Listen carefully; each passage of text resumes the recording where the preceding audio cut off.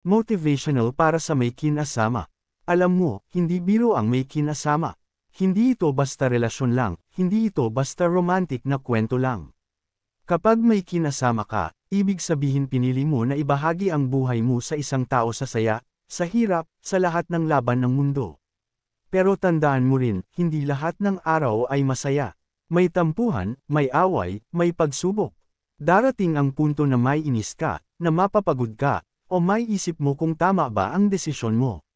Normal lang yan, kasi ang relasyon, hindi perpekto. Pero dito mo rin makikita kung gaano ka kahalaga sa isa't isa. Kapag nasa hirap kayo, yan ang oras na dapat sabay kayong lumaban. Hindi pwedeng isa lang ang magtutulak, hindi pwedeng isa lang ang kumakapit.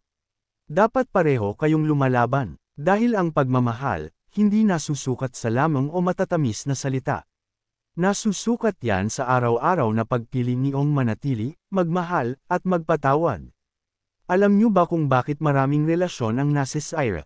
Kasi nakakalimutan ang dalawang bagay, tiwala at respeto. Ang tiwala, parang salamin kapag nabasag, mahirap na ibalik.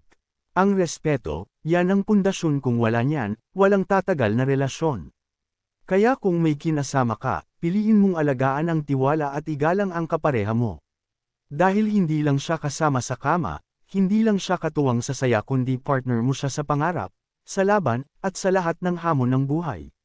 At higit sa lahat, huwag mong kalimutan na ang pagmamahal ay hindi lang nararamdaman, kundi ipinapakita.